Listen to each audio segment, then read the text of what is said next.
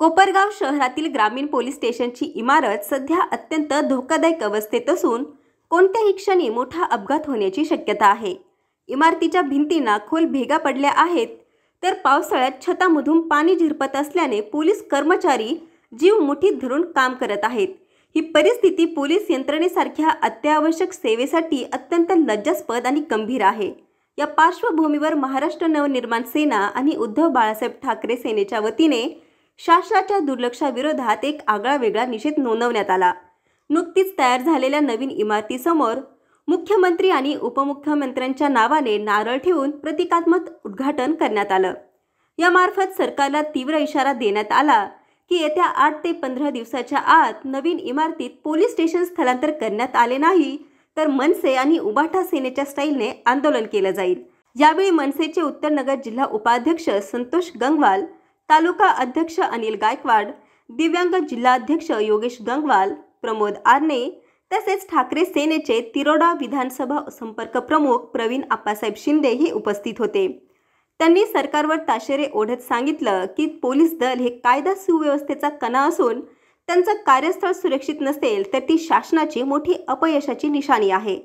संवाद महाराष्ट्रासाठी रवी वाघडकर, कोपरगाव। आम्ही या ठिकाणी माननीय मुख्यमंत्र्यांना आपल्या माध्यमातून सांगू इच्छितो की माननीय मुख्यमंत्री साहेब, आता अधिवेशन उरकलेलं आहे। या बिल्डिंगची मुदत 15 तारखेला संपलेली आहे।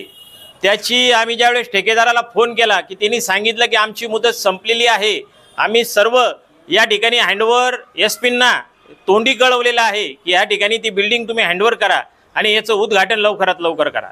आज मी आपल्या माध्यमातून या महाराष्ट्राच्या जनतेला सांगू इच्छितो, आज हे पोलीस आपलं संरक्षण करण्यासाठी, प्रत्येक जनतेचं संरक्षण करण्यासाठी हे जीवाचं रान करत असतात, पण आज त्यांचाच जीव या कोपरगाव पोलीस स्टेशनमध्ये ग्रामीणमध्ये तो जीव धोक्यात आलेला आहे।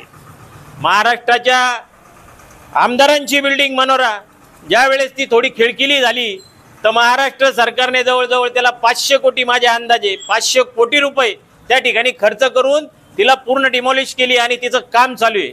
मग तुम्ही जर आमदारांच्या सोयी तिथं व्यवस्थित करत असाल तर मग आमचे पोलीस काय वाऱ्यावर सोडायचे का? आज कोपरगाव ग्रामीण पोलीस स्टेशनची अवस्था अशी झालेली आहे का त्या ठिकाणी बाथरूमला सुद्धा पाणी राहत नाही आणि ते पोलीस अक्षरशः वरती नेट लावून जर एखादा दगड पडला तर त्या नेटवर पडेल। आज आपण आमचं हे झाल्यानंतर त्या खरोखर तिथली परिस्थिती सुद्धा तुम्ही संपूर्ण महाराष्ट्राच्या जनतेला दाखवा। जर मग हे पोलीस जीव आपला मुठीत घेऊन त्या ठिकाणी काम करीत असतील तर तुमचं राजकारण काय कामाचं? 8 दिवसाच्या आत जर माननीय एसपी साहेबांना मी विनंती करतो की एसपी साहेब, आपण खरोखर कोपरगाव ग्रामीण पोलीस स्टेशनचा दौरा करावा, त्या ठिकाणची अवस्था काय आहे ती बघावी। आमचे पोलीस मित्र आणि आमच्या भगिनी त्या ठिकाणी कुठल्या प्रकारचं काम करतात। आता पावसाळ्याचे दिवस चालू आहे आणि त्या बिल्डिंगला म्हणजे त्या ग्रामीण जे जुना नगरपालिकेचा दवाखाना होता, जवळजवळ आज 1947 साली त्या दवाखान्याचं ओपनिंग झालेलं आहे, म्हणजे 75-78 वर्ष त्या बिल्डिंगला झालेले आहेत आणि त्याच्यात तुम्ही पोलिसांचा जीव धोक्यात घालून तिथं तुम्ही त्यांना काम करायला लावतायत।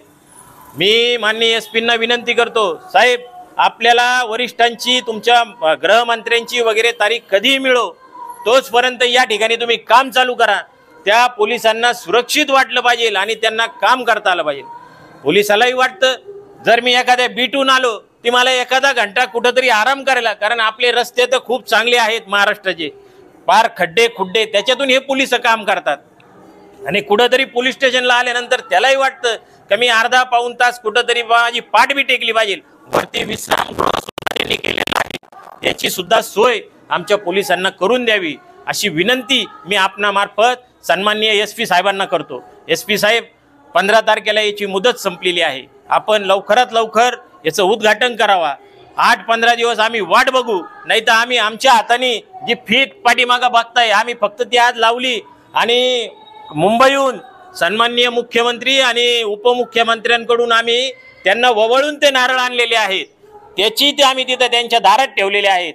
ते नारळ आम्ही येत्या 15 दिवसात जर याचं ओपनिंग झालं नाही तर आम्ही ते आमच्या हाताने एखाद्या आमच्या महात्मा गुरूंना, मोठ्या ज्येष्ठांना कोपरगावच्या बोलून या ग्रामीण पोलीस स्टेशनचं आम्ही उद्घाटन करू।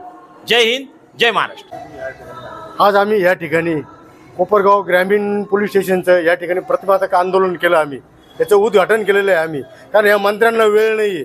कारण आज इतकी बेकार परिस्थिती आहे या ग्रामीण पोलीस स्टेशनची. अक्षरशः तिथलं पोलीस स्टेशन आहे ना, कधी कोसळण सांगता येणार नाही.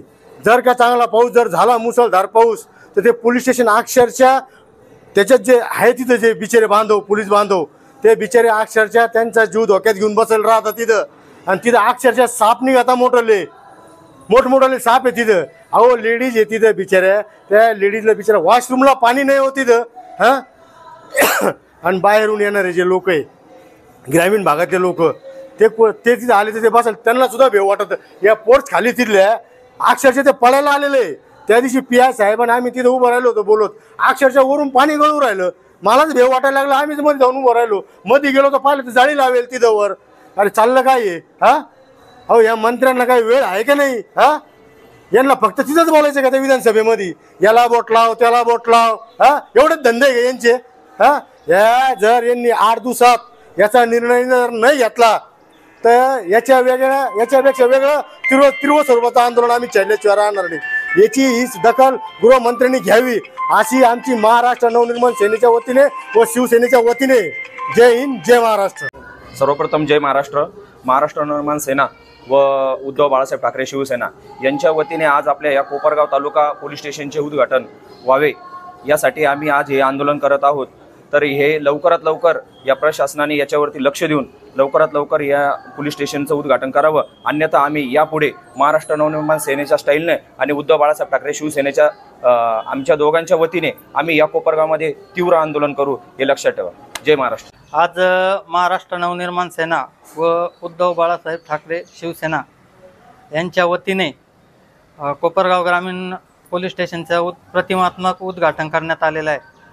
सर्व मंत्री महोदयांना एवढीच विनंती आहे की ज्या पोलिसांच्या भरोश्यावर तुमचं संरक्षण आहे, आज त्यांना संरक्षण मागण्याची गरज वाटू राहिली.